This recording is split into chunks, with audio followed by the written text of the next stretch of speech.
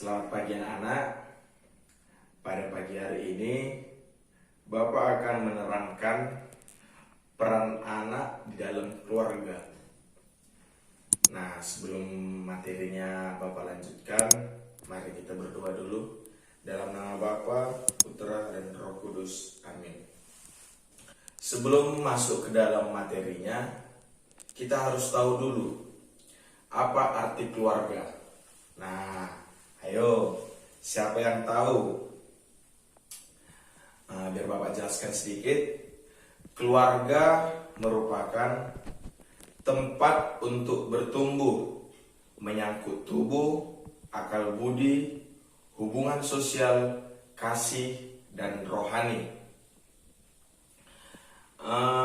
Keluarga itu adalah lembaga yang terkecil dari masyarakat yang terdiri dari kepala keluarga dan beberapa orang yang terkumpul dan tinggal di suatu tempat di bawah satu atap dalam keadaan saling ketergantungan. Dalam setiap keluarga, orang bebas mengembangkan setiap karunia-nya masing-masing. Peran anak dalam keluarga. Nah, di rumah siapa yang sering melawan orang tua? Jangan sampai kita melawan orang tua. Kita harus menghormati orang tua, membantu orang tua agar orang tua kita bisa senang. Tugas seorang anak itu belajar, menghormati orang tua, dan harus bisa menjadi teladan nanti ke depannya di saat kamu udah besar. Nah, jangan main-main kalau sekolah bagus-bagus. Jangan main-main, biar nanti sukses, biar bisa orang tua kita bangga. Nah, seperti yang kita lihatkan di sini, ini adalah seorang anak. Dan ini ibu, ini ayah. Mereka di dalam keluarga ini sangatlah harmonis, sangatlah rukun, dan sangatlah saling membantu. Lihat, ini seorang anak. Anak menyapu, bapak membersihkan karpet, ibu membersihkan meja makan. Dari sini kita lihat keluarga ini sangatlah saling membantu dan kerjasamanya yang kuat. Kalau misalnya adik-adik sekalian, di dalam keluarga itu tugas kita seorang anak membantu orang tua, membahagiakan orang tua, menghormati orang tua, agar di dalam keluarga itu harmonis, rukun, dan bahagia. Nah, sekarang tugas kalian besok, tuliskan apa-apa saja yang sudah kalian bantu orang tua di rumah. Pada pagi hari ini sudah cukuplah. Pertemuan berikutnya Bapak akan menjelaskan materi yang berikutnya. Nah, sebelum kita pulang, mari kita berdoa dulu. Dalam nama Bapa, Putra, dan Roh Kudus. Amin. Baik, selamat pagi anak-anak. Hari ini kita berjumpa lagi pada pertemuan yang ketiga. Pada pertemuan yang ketiga ini, kita akan membahas tentang sakramen baptis. Sebelum kita memulai pembelajaran kita hari ini, marilah kita berdoa. Dalam nama Bapa dan Putra dan Roh Kudus. Amin. Sakramen baptis adalah sakramen yang wajib diterima dalam gereja Katolik. Sakramen baptis ini adalah salah satu sakramen inisiasi dalam gereja Katolik.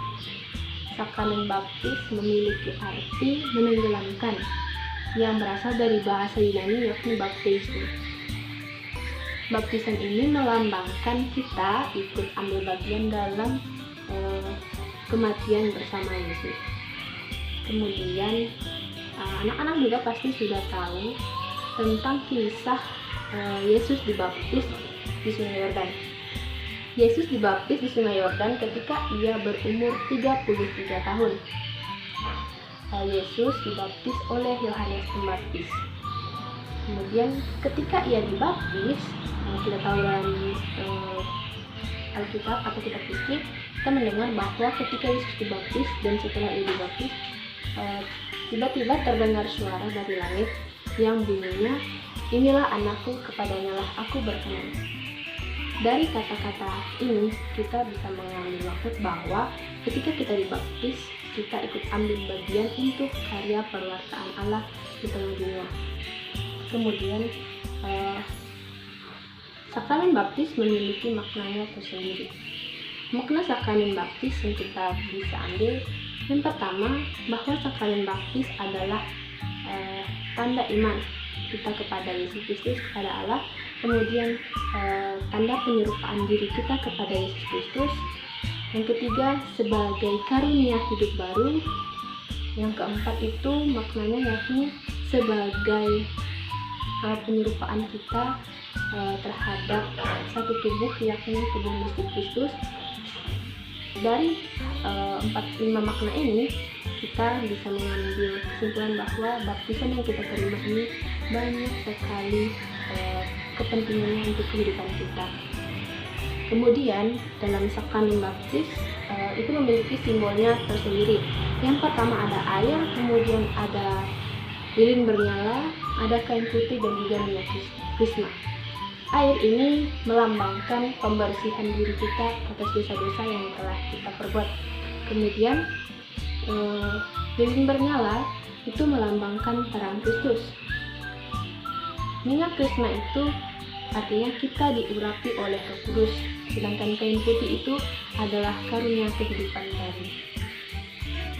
Dalam sakramen baptis juga kita pasti memperoleh nama baptis setelah kita dibaptis. Nama baptis ini diambil dari nama-nama santo atau santa yang ada dalam gereja Katolik. Nama-nama yang kita gunakan dalam sakramen baptis ini dimaksudkan agar setelah kita dibaptis, kita mengikuti teladan atau teladan Yesus Kristus yang diikuti oleh santo-santo ini, kita terapkan dalam kehidupan kita. Selain itu, orang-orang yang dibaptis memiliki tugas-tugas, yakni ikut ambil bagian dalam imamat, kemudian kenabian dan juga rajawi Kristus. Ini berarti bahwa kita ikut ambil bagian dalam kurban Kristus, tugas pewartaannya, dan juga mengambil bagian sebagai penyembalaan Kristus. Itulah hal-hal yang harus kita ketahui dalam sakramen baptis. Baik, terima kasih untuk pembelajaran hari ini. Semoga apa yang kita dapatkan dapat teresapkan dan dapat berguna bagi pengetahuan kita dalam keimanan kita. Baik, sebelum kita mengakhiri pembelajaran kita hari ini, marilah kita berdoa dalam nama Bapa dan Putra dan Roh Kudus. Amin. Sekian dan terima kasih.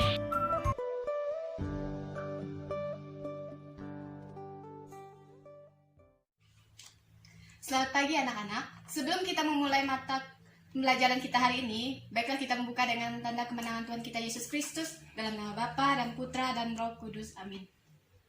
Materi kita hari ini kita masuk kepada kisah Yakub. Kita bisa buka dalam Kejadian bab 27 ayat 1 sampai dengan 40. Ceritakan tentang Yakub yang berusaha mendapatkan berkat dari ayahnya. Akhirnya Yakub berhasil mendapatkan berkat dari Ishak.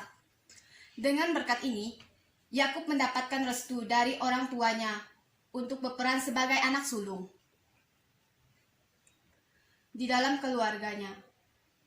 Berkat dari orang tua adalah berkat Allah. Dengan demikian, berkat dan janji Allah kepada Ishak. Di dalam masyarakat kita telah tumbuh kebiasaan seorang anak meminta berkat dari orang tua sebelum dia pergi ke sekolah ataupun pergi bekerja, ataupun doa restu atau berkat dari orang tua diyakini dapat meneguhkan hati kita sebagai anaknya. Kebiasaan yang luhur ini sangat baik jika ditumbuhkan kembali dalam diri kita sendiri. Baiklah anak-anak, materi kita hari ini sampai di sini saja ya. Sekian pembelajaran kita hari ini. Sebelum pulang, marilah kita tutup dengan tanda kemenangan Tuhan kita Yesus Kristus dalam nama Bapa dan Putra dan Roh Kudus. Amin. Baik, selamat pagi semuanya. Apa kabar? Semoga kalian baik-baik saja. Baik, sebelum kita memulai kegiatan belajar mengajar kita pada pagi hari ini, adakah baiknya kita memulainya dengan berdoa terlebih dahulu. Dalam Bapa dan Putra dan Roh Kudus. Amin.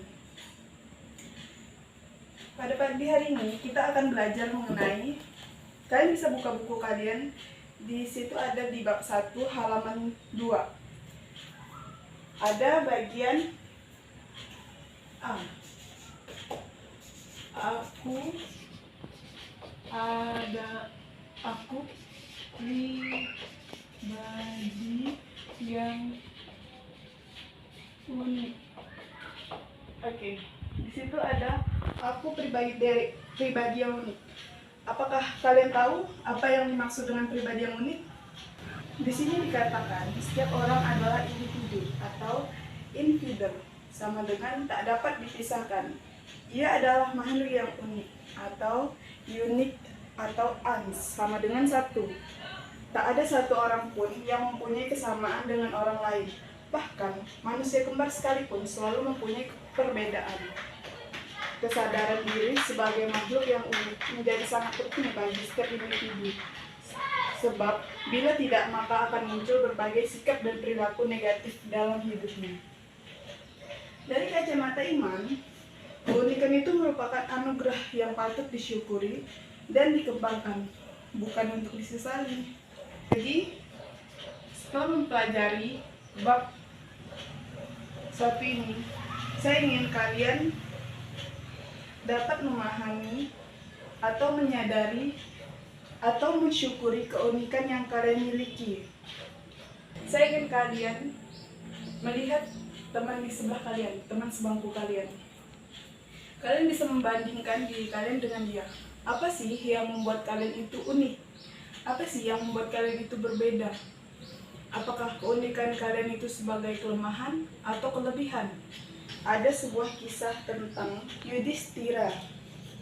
Kalian bisa lihat di situ, dia berhasil mengubah keterbatasannya menjadi kesuksesan. Kesimpulan yang dapat kita ambil adalah keunikan itu bukan suatu hal yang buruk. Kekurangan itu bukan menjadi halangan untuk kita terus berkarya. Tapi sebaliknya, keunikan itu bisa kita jadikan sebagai kelebihan. Seperti tadi, di kisah Angka Yudhistira. Kalian tentu saja bisa membaca dan mendengar cerita tentang Angka Yudhistira. Di situ dikatakan, Angka menjadikan kekurangannya sebagai kelebihan. Kalian tentu juga bisa seperti Angka, yang menjadikan keunikan kalian sebagai kelebihan kalian. Entah itu saat sekarang atau suatu hari nanti. Kalian tidak harus malu karena karena kekurangan kalian. Karena itu sebenarnya adalah kelebihan kalian. Sekian pembelajaran hari ini, akan kita tutup dengan doa. Dalam Bapa dan Putra. Selamat pagi anak-anak.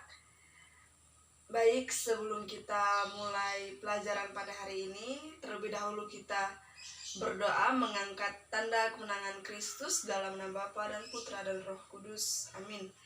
Pribadi yang unik itu memiliki ciri khas, misalnya kita memiliki kekurangan dan kelebihan pada diri kita masing-masing yang berbeda dengan orang lain atau memiliki talenta. Anak-anak, pada hari ini kita beralih ke materi yang baru, yaitu tentang gereja. Gereja memiliki sifat atau memiliki ciri, yaitu gereja yang satu, kudus, katolik, dan apostolik. Gereja pun seharusnya dimengerti sebagai kumpulan yang memiliki tugas serta tanggung jawab untuk melaksanakan tugasnya, yaitu imam, nabi, dan raja. Kristus melibatkan para muridnya sebagai kelompok yang dibentuk Kristus. Para muridnya menanggapi panggilannya dengan menunjukkan ciri hidup tertentu sebagaimana dikehendaki oleh Kristus. Karena percaya dan mengenal Kristus, para murid disebut gereja perdana. Gereja terpanggil untuk mewujudkan diri sebagai komunitas dengan ciri yang satu, kudus, katolik, dan apostolik. Yang pertama, satu, atau gereja yang satu. Ciri yang satu ini menegaskan bahwa gereja sebagai kumpulan orang-orang beriman kepada Kristus hendaknya berhimpun menjadi umat Allah, yang terdapat dalam 1 Petrus bab 2 ayat 5-10, dan menjadi satu tubuh. 1 Korintus bab 12 ayat 12. Lalu yang kedua, kudus atau gereja yang kudus. Ciri kudus menegaskan bahwa gereja dipanggil kepada kekudusan oleh Tuhan. Hendaklah kamu sempurna sebagaimana Bapamu di surga. Terdapat pada Injil Matius bab 5 ayat 48. Perlu diperhatikan juga bahwa kategori kudus yang dimaksud menegaskan gereja merupakan kumpulan orang-orang beriman yang terpanggil untuk hidup suci, yaitu hidup sesuai dengan kehendak Allah. Yang ketiga, gereja Katolik. Ciri Katolik ini mengandung arti gereja yang utuh, lengkap, tidak hanya setengah atau sebagian dalam menerapkan sistem yang berlaku dalam gereja. Bersifat universal, artinya gereja Katolik itu mencakup semua orang yang telah dibaptis secara Katolik dan telah menerima pengajaran iman dan moral serta berbagai tata liturgi yang sama dimanapun berada. Yang terakhir, apostolik. Ciri yang terakhir dari gereja Katolik adalah apostolik. Dengan ciri ini ditegaskan adanya kesadaran bahwa gereja dibangun atas dasar para rasul atau para nabi. Dengan Kristus Yesus sebagai batu penjuru, terdapat pada Efesus bab 2 ayat 20. Gereja Katolik mementingkan hubungan historis turun-temurun antara para rasul dan pengganti mereka, yakni uskup.